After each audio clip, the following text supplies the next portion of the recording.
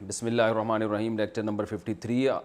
اس سے پہلے والے لیکچر میں ہم نے سورہ بقرہ شروع کی تھی اور صرف الف لام میم پر تفصیل سے بات کی تھی کہ حروف مشبہات کیا ہوتے ہیں اور قرآن میں جو متشابہات ہیں ان کی کتنی قسمیں۔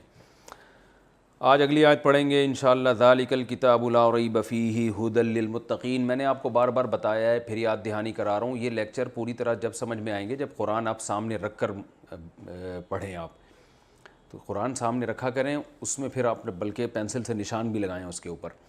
ذالک الکتاب، ذالک کا معنی یہ، الکتاب کتاب، لا ریب فیہ، لا کا معنی نہیں، ریب کہتے ہیں شک کو، اور فیہ اس کے اندر، ہدن ہدا کہتے ہیں ہدایت کو، للمتقین متقین کے لیے، پرہیزگاروں کے لیے۔ الذین یہ وہ لوگ ہیں، یؤمنون یکرمون کی طرح، یکرمو جو ایمان لاتے ہیں، بالغیبی غیب پر، ویقیمون الصلاۃ، اقامہ یقیمو آ چکا ہے یہ لفظ پہلے، یقیمو اصل میں تھا یقویمو، یکرمو کی طرح، تو یقیمون تھا یقویمون، یقیمون الصلاۃ، صلاۃ نماز کو کہتے ہیں۔ یہ وہ لوگ ہیں جو نماز قائم کرتے ہیں، ومما، مما اصل میں تھا من ما، من الگ ہے ما الگ ہے، ملا کے بنا دیا مما، من میں نے سے، ما کا معنی وہ چیز، مما اس چیز میں سے، رزقناہم جو ہم نے ان کو رزق دیا ہے، ینفقون یہ خرچ کرتے ہیں، ینفقو یکرمو کی طرح ہے، انفاق کا معنی خرچ کرنا کہتے ہیں نا، انفاق فی سبیل اللہ۔ والذین اور یہ وہ لوگ ہیں، یؤمنون جو ایمان لاتے ہیں، بیما، بی کا معنی ساتھ، ما کا معنی وہ چیز، انزلہ نازل کی گئی، انزلہ اکرمہ کی طرح ہے، انزلہ الیکا جو آپ پر نازل کی گئی، وما اور اس چیز پر بھی ایمان لاتے ہیں، انزلہ جو نازل کی گئی، من قبلکا آپ سے پہلے، وبالآخرتی اور آخرت کے ساتھ، ہم یہ لوگ یوقنون یقین رکھتے ہیں، یقین یوقن عربی میں یہ اردو میں بھی استعمال ہوتا ہے، یوقنون یکرمون کی طرح، یہ لوگ آخرت پر بھی یقین رکھتے ہیں۔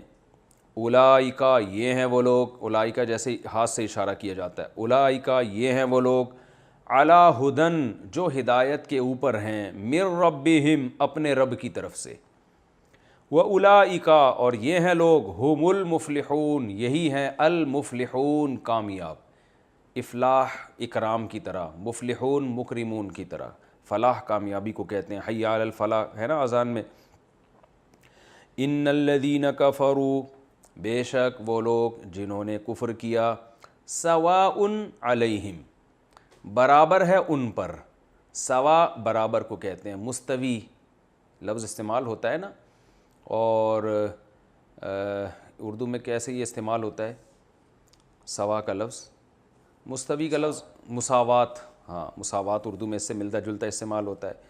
سواء علیہم برابر ہے، انذرتہم، آ کا معنی کیا، انذرتا اکرمتا، صحیح ہے نا، انذار کا معنی ڈرانا، اکرام کی طرح، انذرتہم کہ کیا آپ ان کو ڈرائیں، ام کا معنی یا، لم تنذر آپ ان کو نہیں ڈرائیں، ہم ان کو، یعنی برابر ہے ان پر یہ بات کہ آپ ان کو ڈرائیں یا نہ ڈرائیں، یہ بات ان پر کیا ہے، برابر ہے۔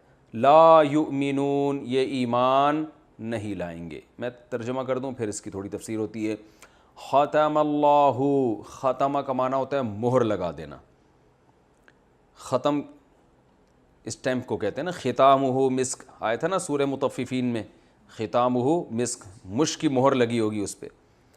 ختم اللہ مہر لگا دی ہے اللہ تعالیٰ نے، علی قلوبہم ان کے دلوں پر، وعلی سمعہم اور ان کی سماعت پر، سمع سننے کو کہتے ہیں نا سامعین کرام، کہتے ہیں نا بھائی سامعین آپ سن رہے ہیں، ناظرین آپ دیکھ رہے ہیں۔ ختم اللہ علی قلوبہم وعلی سمعہم وعلی ابصارہم غشاوہ اور ہے ابصارہم ان کی نگاہوں پر، بصر کسے کہتے ہیں، آنکھ کو، نظر کو کہتے ہیں نا بصر، ابصار اس کی جمع ہے، ان کی آنکھوں پر یا نگاہوں پر غشاوہ پردہ، کہتے ہیں نا غشی طاری ہو گئی، پردہ طاری ہو گیا، تو غشاوہ کسے کہتے ہیں، پردے کو۔ وَلَهُمْ عَذَابٌ عَظِيمٌ، اور ہے ان کے لیے عذاب عظیم، بہت بڑا۔ وَمِنَ النَّاسِ، اور لوگوں میں سے بعض ایسے ہیں، من کا معنی سے، لوگوں میں سے بعض ایسے ہیں، من جو یقولو کہتے ہیں، آمنا، اکرمنا کی طرح اصل میں تھا امنا، ہم ایمان لائے، باللہ اللہ پر، وبالیوم الآخر اور آخرت کے دن پر ہم ایمان لائے، وما ہم نہیں ہیں وہ بمؤمنین مومن، حالانکہ وہ مومن ہے نہیں، اوپر سے بول رہے ہیں۔ یخادعون اللہ، دھوکہ دیتے ہیں اللہ کو، یخادع یضاربو، ضارب یضارب مضاربتاً، خادع یخادع مخادعتاً، خداع بھی کہتے ہیں اس کو، دھوکے کو، یہ دھوکہ دیتے ہیں اللہ کو، یعنی دینے کی کوشش کرتے ہیں۔ والذین آمنوا، اور ان لوگوں کو بھی جو ایمان لائے، یعنی ایمان والوں کو بھی دھوکہ دینے کی کوشش کرتے ہیں اور اللہ کو بھی۔ یہ کوشش کا ترجمہ میں نے کہاں سے نکالا یہ بتاؤں گا۔ وما یخدعون، اور یہ دھوکہ نہیں دیتے، خدع یخدع، ضرب یضرب کی طرح، اس کا معنی کیا ہے؟ دھوکہ دینا۔ وما یخدعون، اور یہ دھوکہ نہیں دیتے، الا مگر انفسہم، اپنے ہی نفسوں کو، نفس کی جمع انفس، دھوکہ اپنے آپ کو ہی دے رہے ہیں۔ وما یشعرون، اور انہیں شعور نہیں ہے۔ فی قلوبہم مرض، ان کے دلوں میں مرض ہے، بیماری ہے۔ فزادہم اللہ، زادہ کا معنی بڑھا دینا، اللہ نے بڑھا دیا ہے ان کو، مرضاً، مرض کے اعتبار سے، مرض کے اعتبار سے اللہ نے اور ان میں اضافہ کر دیا۔ وَلَهُمْ عَذَابٌ أَلِيمٌ، اور ان کے لیے عذاب ہے دردناک، بِمَا كَانُوا، اس وجہ سے، با کا معنی وجہ بھی آتا ہے، بیما بوجہ اس بات کے، یعنی اس وجہ سے کہ کانو تھے یہ لوگ، یکذبون، جھوٹ بولا کرتے تھے، جھوٹ بولنے کی وجہ سے ان کے لیے کیا ہے؟ دردناک عذاب۔ تو یہ تو لفظی ترجمہ ہو گیا، ایک رکوع سے کچھ زیادہ ہم نے پڑھ لیا ہے، اس کا ہم انشاءاللہ اب ترجمہ کریں گے۔ ترجمہ تو کر لیا، لفظی اس کی جو چھوٹی موٹی گرامر تھی وہ بھی بتا دی ہے۔ ذالک الکتاب لا ریب فیہ، یہاں سے پارے کی ابتدا ہو رہی ہے، اللہ نے قرآن مجید کا تعارف کروایا۔ ذالک الکتاب، یہ کتاب، ذالک اصل میں جب اشارہ کیا جاتا ہے نا ہاتھ سے کسی چیز کی طرف، اس وقت کہا جاتا ہے، گویا اللہ میں اشارہ کر کے اللہ تعالیٰ ہمیں بتا رہے ہیں یہ جو کتاب تمہارے سامنے ہے، پوری کتاب تمہارے سامنے رکھی ہوئی ہے، لا ریب فیہ، اس میں کوئی شک نہیں ہے۔ کیا مطلب؟ اس میں کوئی شک نہیں ہے کہ یہ اللہ کا کلام ہے، ایک بات، اس میں کوئی شک نہیں ہے۔ دوسرا، یہ تحریف سے پاک ہے، اس میں کوئی شک نہیں ہے۔ تو دو وجوہات سے شک پیدا ہو سکتا ہے، ایک یہ کہ یہ اللہ کا کلام ہو، اس میں بھی شک ہو سکتا ہے، دوسرا یہ محفوظ نہ ہو تو اس میں بھی شک ہو سکتا ہے۔ تو اس لیے اللہ نے ہر قسم کے شک کی نفی کر دی۔ لا ریبہ، اس کو کہتے ہیں لا نفی جنس، ایک عربی میں لا ہوتی ہے، اس کا معنی ہوتا ہے نہیں، اور ایک وہ لا ہوتی ہے جو بالکل جڑ سے کسی چیز کو کی نفی کر دیتی ہے، اور اس کی علامت یہ ہوتی ہے کہ اس کے بعد جو اسم ہوتا ہے نا اس پہ زبر ہوتا ہے، جیسے لا الہ، کوئی سرے سے الہ ہے ہی نہیں، الا اللہ، مگر اللہ۔ تو ایک لا جو نارمل لا ہوتی ہے نا وہ ہوتی ہے لا الہن، یعنی الہن ہوتا، جیسے ہم کہتے ہیں لا زیدن، زید نہیں ہے فی الداری، گھر میں، یہ نارملی عرب ایسے استعمال کرتے ہیں، لا زیدن فی الدار، زید گھر میں موجود نہیں ہے، اور لا رجل فی الدار، گھر میں کوئی بندہ موجود نہیں ہے، رجل کا معنی بندہ۔ لیکن جب عربی میں زبر لگ جاتا ہے نا، لا رجلا فی الدار، تو بندے نام کی کوئی چیز ہے ہی نہیں، یہ غلو ہو جاتا ہے، اس میں مبالغہ ہو جاتا ہے۔ تو یہ یاد رکھیں، اس کو کہتے ہیں لا نفی جنس، یعنی کسی شے کی جنس کا مطلب ہوتا ہے اس کی نوعیت ہی کا انکار کر دینا، سرے سے اس ٹائپ کی چیز ہے ہی نہیں کوئی۔ تو لا الہ الا اللہ، الہ سرے سے کوئی ہے ہی نہیں سوائے اللہ کے۔ تو ورنہ مشرکین کہتے ہیں نا وہ بھی ہیں، وہ اصل وہ ہے، یہ جو دوسرے چھوٹے موٹے معبود ہیں یہ بھی ہیں مگر یہ ذلی ہیں۔ تو اللہ نے بتا دیا کہ بھائی معبود نام کی کوئی چیز اللہ کے سوا ہے ہی نہیں، اس کا وجود ہی نہیں ہے، یہ سب فضول چیزیں بنائی ہوئی ہیں تم لوگوں نے۔ تو یہاں بھی اللہ نے لا ریبن فیہ نہیں فرمایا، لا ریبن فیہ، ریبن کا معنی ہوتا ہے اس میں کوئی شک نہیں ہے، لا ریبہ کا معنی شک و شبے کی گنجائش ہے ہی نہیں اس میں، کیونکہ انٹروڈکشن ہے نا قرآن کا، پہلے اللہ تعالیٰ اس کے بتا تو دیں کہ یہ صحیح ہے تو پھر ہمیں آگے دلچسپی ہوگی اس میں۔ آگے بتایا ھدی للمتقین، ہدایت ہے پرہیزگار لوگوں کے لیے۔ یہاں میں نے آپ کو بار بار بتایا قرآن مجید میں ہدایت کے دو معنی آتے ہیں۔ ہدایت کسے کہتے ہیں؟ گائیڈنس کو، رہنمائی کو۔ تو اردو میں بھی، انگلش میں بھی، ہر زبان میں رہنمائی کے دو مطلب ہی ہوتے ہیں۔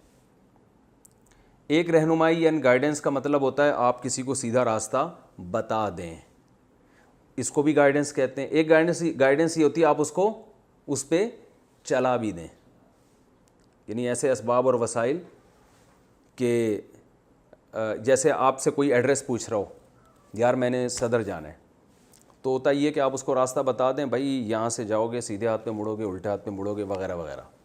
اور ایک ہوتا ہے چلیے میں آپ کو چھوڑ آتا ہوں۔ تو قرآن میں یہ دونوں معنی میں ہدایت استعمال ہوا، کبھی کسی اور معنی میں، کبھی دوسرے معنی میں۔ تو جو ہدایت کے ان دو میننگ میں فرق نہیں کر پاتے وہ کنفیوز ہوتے ہیں۔ بات آ گئی سمجھ میں؟ جیسے قرآن میں آتا ہے اہدنا الصراط المستقیم، اے اللہ ہمیں سیدھے راستے کی ہدایت دے، دعا مانگ رہے ہیں نا۔ لیکن ہم نے سورہ بلد میں پڑھا تھا وَہَدَيْنَاهُ النَّجْدَيْن، ہم نے اس کو دونوں راستے ہدایت کر دی ہیں۔ تو جب اللہ نے دونوں راستے ہدایت کر دی ہیں تو ہم پھر سیدھے راستے کی ہدایت کیوں مانگ رہے ہیں؟ اللہ تو کہہ رہے ہیں میں نے تو سیدھا کی بھی ہدایت کر دی اور غلط کی بھی ہدایت کر دی۔ تو وہاں ہدایت کا معنی کچھ اور ہے، سورہ فاتحہ میں ہدایت کا معنی کچھ اور ہے۔ سورہ بلد میں ہدایت کا معنی یہ ہے کہ اللہ نے دونوں راستے دکھا دیے۔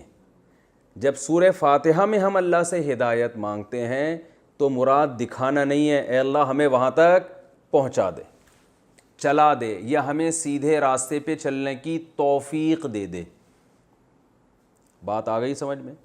توفیق کا لفظ بہت استعمال ہوتا ہے قرآن و سنت کی اصطلاح میں، کہتے ہیں اللہ توفیق دے گا تو یہ کام کر لیں گے۔ یہ توفیق کی ڈیفینیشن کیا ہے؟ ارے آپ کسی کو بولو یار تم کبھی نماز بھی پڑھ لیا کرو، کہہ رہے ہیں یار اللہ جب توفیق دے گا تو پڑھ لیں گے۔ اچھا، بعض لبرل لوگوں کو اس توفیق کے لفظ پہ بڑا اعتراض ہوتا ہے، کیا جب اللہ ہی توفیق دے گا تو پھر ہم نے جب دینا ہوگا تو دے دے گا، نہیں دے گا تو ہم کیا کریں، وہ تو اللہ کی توفیق سے ہوتا ہے نا۔ تو توفیق کہتے ہیں، توفیق نکلا ہے دیکھیں وفاق، موافقت، اس سے نکلا ہے۔ موافق کہتے ہیں نا یہ چیز مجھے موافق نہیں آ رہی۔ آپ نے بھنڈی کھا لی زیادہ، آپ پہلے ہی بلغم تھا، آپ کو صفرا بڑا ہوا تھا، حکیم لوگ کہتے ہیں نا آپ بھنڈی آپ کو موافق نہیں آئے گی، وہ ریشہ پیدا کرتی ہے۔ ایسا ہی ہے نا، آپ یرقان کے مریض تھے، آپ کا ہیپاٹائٹس ہوا ہے اور آپ دیسی انڈے کچے پی رہے ہیں، موافق آئیں گے؟ ابھی میں توفیق کے لفظ کو سمجھانے کے لیے مثالیں دے رہا ہوں۔ لوگ کہتے ہیں پتہ نہیں کیا فضول چیزیں، بھائی اسی طرح سمجھایا جاتا ہے نا، توفیق موافقت سے۔ کہتے ہیں نا یہ انڈا آپ کو موافق نہیں آئے گا، آپ تو پہلے ہی جگر کے مریض ہیں، تو موافق کا معنی مناسبت ہو جائے۔ تو توفیق یہ نکلا ہے وفق یوفق توفیقاً، سبح یسبح تسبیحاً سے، توفیقاً یعنی کسی چیز کو کسی چیز کے موافق کر دینا۔ جب ہم کسی اچھے راستے پہ چلنے کی کوشش کرتے ہیں تو ہمارے اگر موافقت ہو جائے اس راستے سے تو اسپیڈ سے چلیں گے، وہ راستہ ہماری نیچر اور طبیعت سے اگینسٹ جا رہا ہو، رکاوٹیں کھڑی ہو رہی ہوں، تو وہ اس کا مطلب وہ ہمارے موافق نہیں ہو رہا۔ تو اللہ کو یہ قدرت ہے کہ اچھے راستے کو آپ کے موافق بنا دے، یہ بھی قدرت ہے۔ بنا دے گا تو ہم کہیں گے اللہ نے توفیق دے دی ہے آپ کو، یعنی یہ راستہ آپ کے موافق بنا دیا ہے۔ اور اگر نہیں ہوگا تو ہم کہیں گے اللہ کی طرف سے توفیق نہیں مل رہی۔ تو اب اس کی اصطلاح میں جو تعریف ہے توفیقی، جعل الاسباب موافقۃ للمطلوب الخیر، گاڑی زبان استعمال کی ہے، آسان سمجھا دیتا ہوں۔ آپ کا جو نیک مقصد ہے تو اس مقصد کو تک پہنچنے کے لیے آپ کو جو اسباب اور وسائل چاہیے تو اللہ وہ اسباب اور وسائل ایسے پیدا کر دے جو آپ کو آپ کے نیک مقصد تک پہنچانے میں مدد دیں. تو کبھی اللہ کی طرف سے نا ایسے حالات پیدا ہو جاتے ہیں, کبھی اللہ کی طرف سے رکاوٹیں ہوتی ہیں تو آزمائش بڑھ جاتی ہے انسان کی. ایسے موقع پر انسان ہتھیار ڈال دیتا ہے.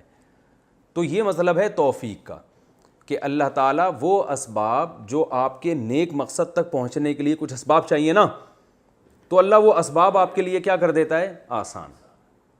تو اب کیا مطلب, ہم کہیں گے بھائی قدرت کی طرف سے بھی آپ کی موافقت ہو گئی ہے, قدرت کی طرف سے بھی آپ کو توفیق مل رہی ہے. لبرل لوگ, لبرل تو نہیں کہنا چاہیے, جو ایتھیسٹ ہیں, جو ملحد ہیں, وہ کہیں گے نیچر آپ کا ساتھ دے رہی ہے. نیچر کیا کر رہی ہے؟ میں نے یوٹیوب پہ ایک ویڈیو دیکھی نا, وہ سونامی کا طوفان کی, تو اس پہ کسی ملحد نے لکھا ہوا تھا نیچر از اینگری, فطرت بہت غصے میں. ہم کہتے ہیں اللہ کا غضب ہے نا, زلزلہ آ رہا ہے, تو جو ملحد ہیں وہ سب کس چیز کے کھاتے میں ڈال دیتے ہیں, نیچر کے, کہ نیچر غصے میں. حالانکہ نیچر بذات خود تو کوئی چیز ہی نہیں ہے. تو نیچر ٹینشن میں, نیچر غصے میں, نیچر آپ سے خوش ہے. قرآن نے بھی کہا نا کہ زندگی ایسی ملے گی قیامت کے دن وہ زندگی آپ سے خوش ہوگی. تو یہ تو مجازن کہا ہے قرآن مجید نے. تو یہاں مطلب ہے, یہاں جو ہدایت ہے, ہدن, یہ کتاب ہدایت ہے. یہاں ہدایت سے مراد, پہلے میں آگے متقین کا مطلب بتاؤں گا نا, پھر ایک اشکال کروں گا, اس کے جواب میں یہ بات سمجھ میں آئے گی. متقین کسے کہتے ہیں, کئی دفعہ بتا چکا ہوں, پرہیزگار لوگوں کو متقی کسے کہتے ہیں, پرہیزگار, بچنے والے, گناہ سے, برائی سے اجتناب کرنے والے, ایوائڈ کرنے والے جسے آج کل کہا جاتا ہے. اجتناب ذرا گاڑا لفظ ہو جاتا ہے. تو اب سوال یہ پیدا ہوتا ہے کہ قرآن کہہ رہا ہے کہ یہ کتاب ہدایت ہے پرہیزگار لوگوں کے لیے. سوال پیدا ہوتا ہے, ایک جگہ قرآن کہہ رہا ہے ہم نے ہر ایک کو ہدایت دے دی ہے, ہر ایک کو ہدایت, وَهَدَيْنَاهُ النَّجْدَيْنِ, ہم نے ہر ایک کو ہدایت دے دی ہے. تو پہلا سوال تو یہ ہوگا, یہاں قرآن کہہ رہا ہے ہدایت ہر ایک کے لیے نہیں ہے بلکہ کس کے لیے, متقین کے لیے. تو یہ دو آیتیں آپس میں کیا ہو رہی ہیں, ٹکرا رہی ہیں. دوسرا اعتراض یہ ہوگا, متقی کہتے ہیں گناہ سے بچنے والا, تو جو پہلی بچنے والا ہے اس کو ہدایت کی ضرورت کیا ہے؟ بہت مشکل ہے بات سمجھانا. بھائی ہم ہدایت کا ترجمہ یہ کرتے ہیں, پہلا دوبارہ سے سب دماغ سے نکال دیں, دوبارہ اشکال دہراتا ہوں میں. سوال پیدا ہوتا ہے, قرآن سورہ بلد میں کہہ رہا ہے کہ ہم نے ہدایت دے دی ہے انسان کو, دونوں راستوں کی ہدایت ہم نے دے دی ہے. یہاں قرآن کہہ رہا ہے صرف متقین کے لیے ہدایت ہے, کسی اور کے لیے نہیں ہے. یہ ایک اعتراض, دو آیتیں ٹکرا رہی ہیں. اس اعتراض کا جواب ہم یوں دیتے ہیں کہ وہاں ہدایت کا معنی تھا راستہ دکھانا, یہاں ہدایت کا معنی ہم لیں گے راستے پہ چلانا. تو متقین کو یہ سیدھے راستے پہ چلائے گا, دوسروں کو نہیں چلائے گا. یہ اشکال تو ایسے حل ہو گیا. لیکن اس جواب میں ایک دوسرا اعتراض کھڑا ہو جاتا ہے کہ متقی تو کہتے ہی اس کو جو سیدھے راستے پہ چل رہا ہو, تو جب وہ چل رہا ہے پہلے سے تو اس کو چلا کے کیا کر لیا بھائی قرآن نے, ہدایت ہے اس کے لیے جو سیدھے راستے پہ, ارے کیا ہو گیا, ہدایت ہے اس کے لیے جو سیدھے راستے پہ چل رہا ہے, یعنی اس کو سیدھے راستے پہ چلائے گا. ہدایت کا یہ معنی لے رہے ہیں نا کہ اس کو سیدھے راستے پہ چلائے گا. کس کو چلائے گا, جو پرہیزگار ہے, تو وہ تو پہلے ہی چل رہا ہے. تو ہم نے ایک اشکال کا جواب دیا تو دوسرے اشکال میں پھنس گئے. اس کا جواب یہ ہے, یہ چیزیں جب تک آپ, یہ اصول قرآن کی تفسیر کے لیے جب تک آپ نہیں سمجھیں گے نا, قرآن سمجھ میں نہیں آئے گا. اور آج کل جو زیادہ تر جو متجددین اور جو سرسری طور پہ تفسیریں پڑھ رہے ہیں, باقاعدہ عربی گرامر کی گہرائی میں جا کے مدرسوں میں بیٹھ کے علم حاصل نہیں کرتے, ان میں بڑا فالٹ یہ ہوتا ہے کہ وہ ان چیزوں کا جواب نہیں جانتے. تو یہاں یہ بات یاد رکھیں, عربی زبان میں بسا اوقات جب ایسا ہوتا ہے, کئی دفعہ ایسا ہوتا ہے کہ کوئی کام بول کر اس کام کا ارادہ مراد ہوتا ہے, حقیقت میں وہ کام مراد نہیں ہوتا. اور بعض دفعہ کام بول کر دعوی کام مراد ہوتا ہے. مثال سے سمجھاؤں گا انشاءاللہ. اس کو کہتے ہیں فعل بول کر ارادہ فعل, اور کبھی فعل بول کر دعوی فعل.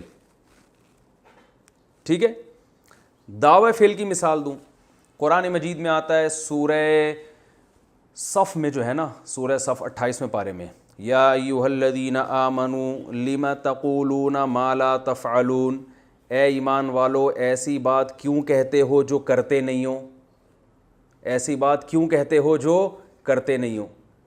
صحابہ یہ کہا کرتے تھے کہ جہاد فرض ہو گیا تو ہم کریں گے، جب ایک دم فرض ہوا تو بعض لوگ ظاہر پریشان ہو گئے کہ بھئی ابھی کیوں، منافقین تو پیچھے ہی ہٹ گئے بالکل ہی۔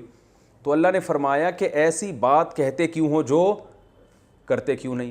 اب اس آیت کو لے کے ہم لوگ کیا کرتے ہیں کہ کوئی شخص خود عمل نہیں کر رہا لیکن بات اچھی کر رہا ہے، تو ہم کہتے ہیں جب کرتے نہیں ہو تو باتیں کیوں کرتے ہو، ایسی بات کہتے کیوں ہو جس پر خود عمل نہیں ہے۔ یہ آیت وہاں فٹ کر دیتے ہیں نا۔ کیا ہو گیا بھائی؟ دیکھو کوئی آدمی آپ سے آ کے کہہ رہا ہے یار نماز پڑھ لیا کرو، آپ اس سے کہتے ہیں تم خود پڑھتے ہو، کہتے ہیں میں تو نہیں پڑھتا لیکن میں مذاکرہ کر رہا ہوں یار، اچھا تمہیں بھی ترغیب دوں، ہم بھی پڑھ لیں گے اس بہانے۔ بھائی لوگ کہتے ہیں نا شکل اچھی نہیں ہو تو بات تو اچھی کرنی چاہیے، تو صرف یہ شکل کے بارے میں نہیں ہے، اعمال بھی اچھے نہ ہو تو بات تو کم از کم اچھی کرنی چاہیے۔ تو آپ فوراً اسے یہ آیت سنائیں گے جب خود نہیں پڑھتے، تو قرآن تو کہہ رہا ہے لم تقولون ما لا تفعلون، تم وہ کام کیوں کرتے ہو جس پر خود عمل، وہ بات کیوں کرتے ہو جس پر خود عمل نہیں کرتے۔ یہ ہے نا، حالانکہ یہ آیت اس کے بارے میں نہیں ہے، اس لیے کہ یہاں تقولون قول ہے، ایسا کہتے کیوں، یہاں کہنے سے مراد کہنا نہیں ہے، کہنے کا دعویٰ کرنا ہے۔ ما لا تفعلون، وہ کام کیوں کرتے ہو، وہ بات کیوں کہتے ہو جو کرتے نہیں ہو۔ کیا مطلب، سوری بات کا دعویٰ نہیں، اس کام کا دعویٰ ہے، یعنی وہ بات کیوں کہتے ہو جس کے دعوے خود کرتے ہو۔ تو ایسی چیز کا دعویٰ کرنا غلط ہے جس پر آپ عمل نہ کر سکو، کیونکہ آیت کا شان نزول کیا ہے کہ صحابہ نے کہا جہاد جیسے ہی فرض ہوگا ہم کریں گے، تو ایک کام کا دعویٰ کیا نا، تو اللہ نے فرمایا وہ بات کہتے کیوں ہو جو کر نہیں سکتے، یعنی اس بات کا دعویٰ کیوں کرتے ہو جو کر نہیں سکتے۔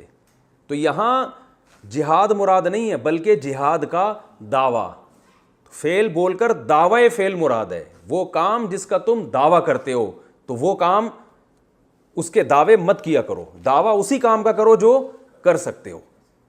تو یہ آیت ان لوگوں کے بارے میں نازل ہوئی ہے جو بونگیاں بڑی بڑی مارتے ہیں، ہم یہ کر دیں گے، ہم یوں کر دیں گے، جب کرنے کا ٹائم آتا ہے تو پتلی گلی سے نکل جاتے ہیں۔ تو ان کو یہ کہا جائے گا کہ جو کام کر نہیں سکتے تھے وہ کہاں کیوں تم نے۔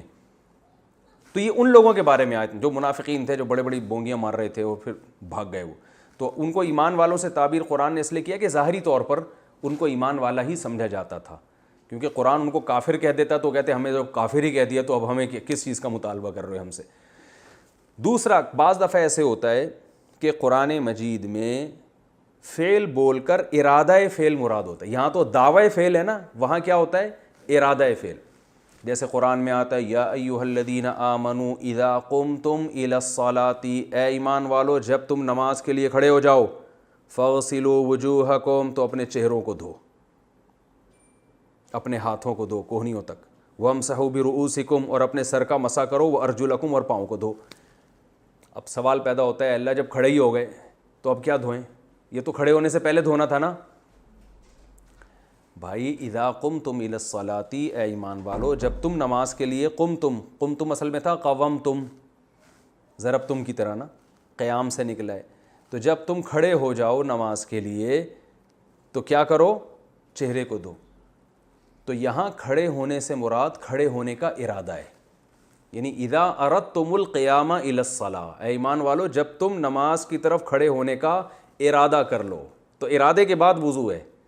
تو فعل بول کر مراد کیا ہے، لفظ قیام کا استعمال ہو رہا ہے، مراد ارادہ قیام ہے، قیام نہیں ہے، ارادے کا لفظ یہاں چھپا ہوا ہے، وہاں دعوے کا لفظ چھپا ہوا ہے، سمجھ رہے ہیں؟ تو یہ سب عقل مندوں سے کلام ہے نا، تو عقل مند سمجھ جاتے ہیں کیا چھپا ہوا ہے۔ جیسے میں نے بار بار بتایا نا، میں کہتا ہوں 3 پلیٹیں کھا گیا، تو عقل مند سمجھ جائے گا پلیٹ نہیں کھایا، پلیٹ کے اندر جو بریانی تھی وہ کھایا، بے وقوف پکڑ کے بیٹھا رہے گا پلیٹ کیسے کھا گیا بھائی، تو وہی ہو جائے گا تو انسان تھا میں نے تجھے گدھا بنایا، جون پور والا قصہ ہو جائے گا۔ تو دیہاتی لے گیا کہ بھائی اس کو بھی گدھا بنا دو، گدھے کو انسان بنا دو، سوری اس نے کہا تو گدھا تھا میں نے تجھے انسان بنایا، تو جون وہ قاضی لے گیا کہ دیہاتی لے گیا اپنے بچے گدھے کو کہ یہ گدھا تھا تم اس کو بھی انسان بنا دو، ٹھیک ہے نا، تو اس نے کہا مسالہ لگے گا تو بن جائے گا انسان کچھ دنوں میں۔ تو یہاں بھی یہی ہے ہدی للمتقین، یہاں تقوی سے ارادہ تقوی مراد ہے، متقین سے پرہیزگار نہیں، وہ لوگ جو پرہیزگار بننے کا ارادہ رکھتے ہیں، یعنی وہ لوگ جو یہ چاہتے ہیں کہ ان کو سیدھا راستہ ملے، اور سیدھا راستہ ملے کا مطلب کیا، ان کو پتہ چلے کہ صحیح کیا ہے اور غلط کیا ہے، تاکہ غلط سے بچیں اور صحیح پر چلیں، جو یہ چاہیں گے ان کو اس سے ہدایت ملے گی۔ کیا مطلب سیدھا راستہ نظر نہیں آئے گا، سیدھے راستے پہ چلنے کی توفیق ملے گی اس سے، نہیں آ رہی بات؟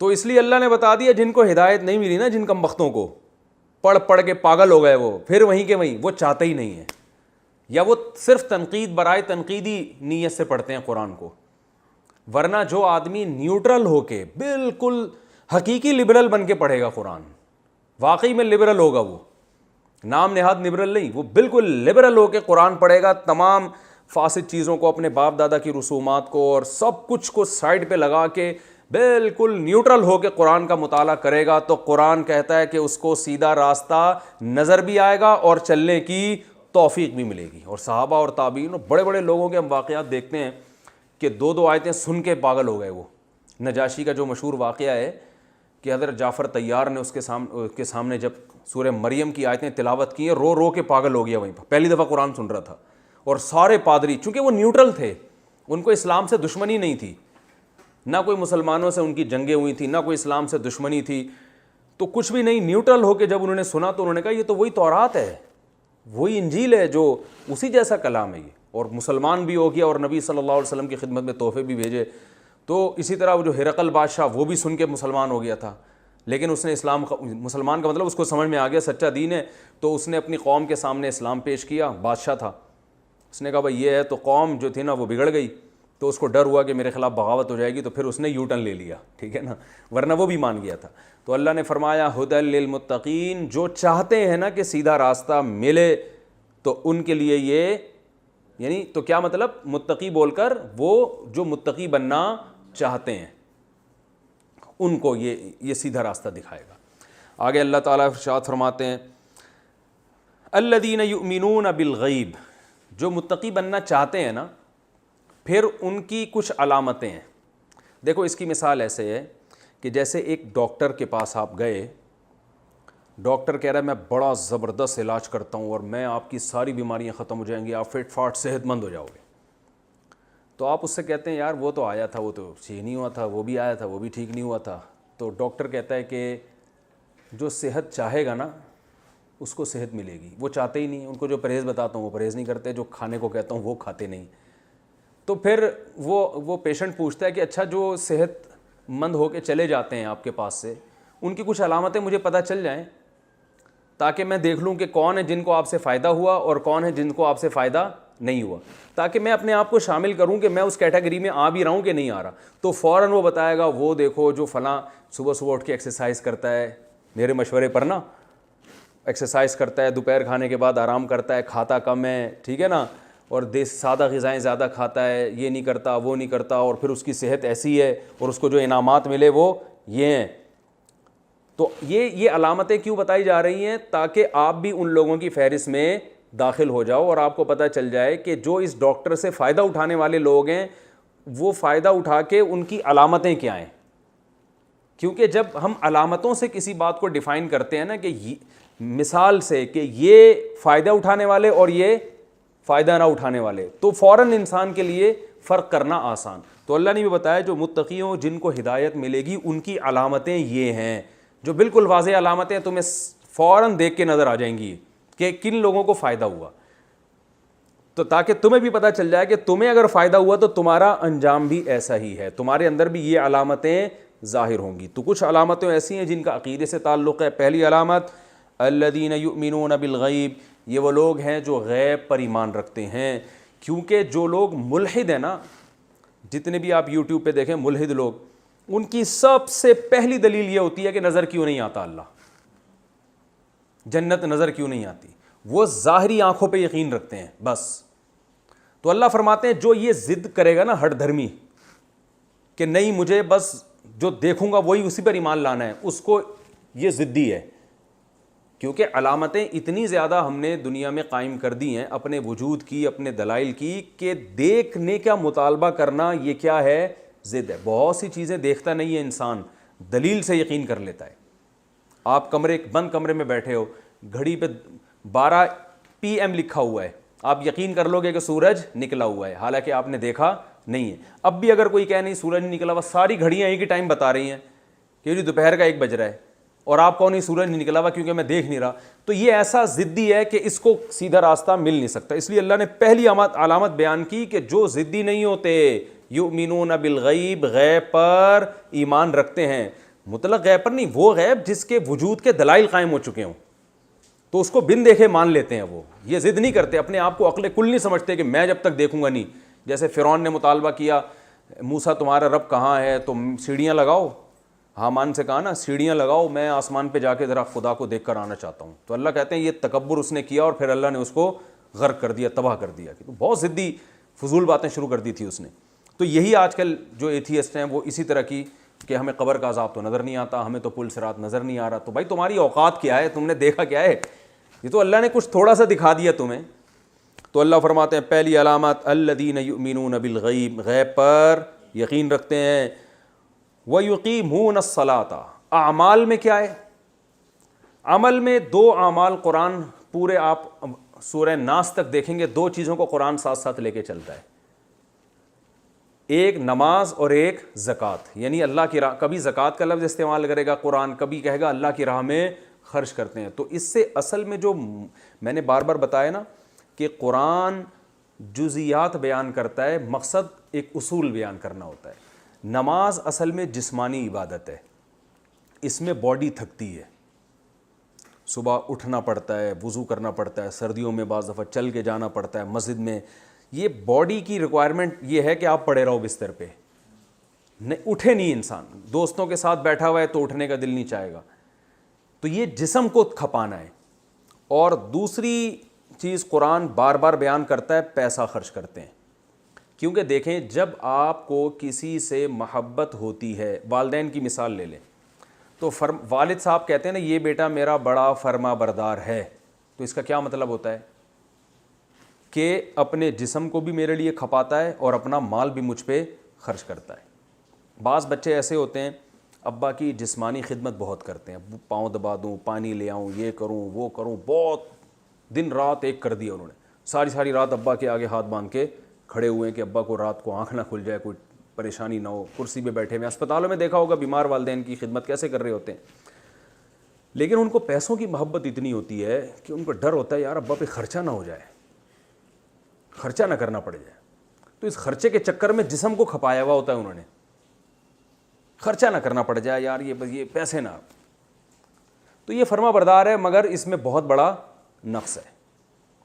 بعض ایسے ہوتے ہیں وہ کہتے ہیں یار ابا کے سامنے وہاں ہاسپٹل میں ابا کے سامنے بیٹھنا، ان کی خدمت کرنا، یار پیسہ دبا کے خرچ کرتے ہیں ابا پہ، ان میں پیسوں کی لالچ نہیں ہوتی، وہ خدمت کے لیے بندہ رکھ لیں گے اور خود یہ ٹینشن لینے کے لیے تیار نہیں ہے کہ یار دکان چھوڑ کے میں ابا کے پاس بیٹھوں آ کے اور پھر ابا کی خیریت۔ بھائی اتنی ٹینشن، یار ایک نرس خرید کے باقاعدہ، ٹھیک ہے نا، کرائے پہ نہیں، باقاعدہ پوری نرس 2 کروڑ میں خریدی اور ابا کو گفٹ کر دی، یہ 24 گھنٹے آپ کی خدمت کرے گی، وہ جس پسینہ نہیں بہایا جاتا، ان کو ٹائم نہیں دیا جاتا، وہ امریکہ سے بیٹھے بیٹھے فون کر رہے ہوتے ہیں یار ابا کو جتنے پیسوں کی ضرورت ہو نا، یہ چیک دے رہا ہوں، بلینک چیک ہے، بس یہ خرچ کرتے رہنا، مجھے ٹینشن، میں سو رہا ہوتا ہوں، میرے سونے کا ٹائم ہوتا ہے، مجھے کوئی ڈسٹرب نہ کرے، یہ صبح میرا آفس ٹائم ہے، اس میں کوئی مجھے ڈسٹرب نہ کرے، چھٹیوں میں جب پاکستان آؤں گا تو ابا سے ہیلو ہائی کر لوں گا۔ دونوں قسم کے لوگ مارکیٹ میں ہول سیل کے حساب سے موجود ہیں۔ ابا بے وقت فون کر لیں تو ان کو میٹر گھوم جاتا ہے، یار یہ میرا آفس ٹائم ہے، کیا ہر وقت کوئی بے تکا فون۔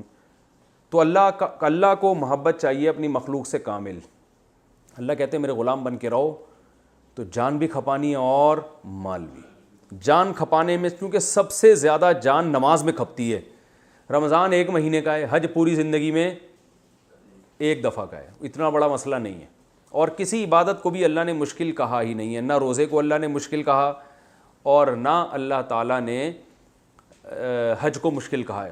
نماز ایک ایسی عبادت ہے جس کو قرآن نے خود مشکل کہا ہے، وَإِنَّهَا لَكَبِيرَةٌ إِلَّا عَلَى الْخَاشِعِينَ، یہ بڑی مشکل عبادت ہے، سوائے ان لوگوں کے لیے جن کے دلوں میں اللہ کا خوف ہے. خود اللہ نے اس کو مشکل کہا ہے, کیونکہ پوری زندگی بھائی جب سے بالغ ہوئے تھے کنٹینیو ایک کام کرتے چلے جانا, پھر صبح اٹھ رہے ہیں نیند قربان کر رہے ہیں, آفس ٹائم ہے وہ چھوڑ کے جا رہے ہو, آپ دکان پہ رش لگا ہوا ہے, جماعت کا ٹائم ہو گیا, تو ایک دو چار دن کی بات نہیں ہے, پوری زندگی, نہ سفر میں معاف نہ حضر میں معاف. تو اللہ فرماتے ہیں جو اس سے ہدایت حاصل کرتے ہیں نا, ان کی علامتیں یہ ہیں کہ پہلی علامت غیب پر ایمان رکھتے ہیں, دوسری علامت یقیمون الصلاۃ, نماز قائم کرتے ہیں. اقامت کہتے ہیں نماز پڑھنے کا ذکر نہیں ہے, قائم کرنا. عربی میں تقویم کہتے ہیں تیر کو سیدھا کرنے کو, تو مطلب نمازوں کو بالکل کیا کر دیتے ہیں, سیدھا. ٹرخانے والا کام نہیں ہے, اس میں جماعت کی نماز بھی آ گئی, خشوع و خضوع سے بھی آ گئی, کیونکہ جو کام کنٹینیو ہوتا ہے نا, انسان پھر لاؤبالی پن سے وہ شروع کر دیتا ہے. تو اس لیے اللہ نے نماز کے لیے پڑھنے کے بجائے کون سا لفظ استعمال کیا, اقامت. تقویم الرمح عربی میں کہتے تھے تیر کو سیدھا کرنا, تو تیر کتنا سیدھا کیا جاتا ہے نا تب چلتا ہے وہ.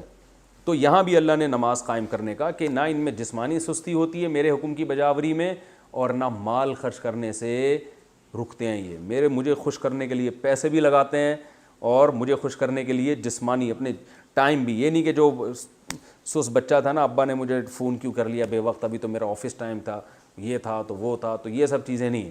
اللہ فرماتے ہیں جب حی علی الصلاح کی صدا گونجے گی, سارے کام دائیں بائیں کر کے میرے سامنے جھکتے ہیں. تو یہ علامت ہے. وَمِمَّا رَزَقْنَاهُمْ, اور جو رزق ہم نے ان کو دیا ہے, يُنْفِقُونَ, اس میں سے خرچ کرتے ہیں. تو اللہ نے اس میں اشارہ بھی دے دیا کہ ہمارا ہی دیا ہوا ہے یہ سارا, تو خرچ کر کے کوئی ہم پر احسان نہیں کر رہے. تو یہ آج کا انشاءاللہ اتنا کافی ہے, پھر اگلے لیکچر میں ہم آگے چلیں گے.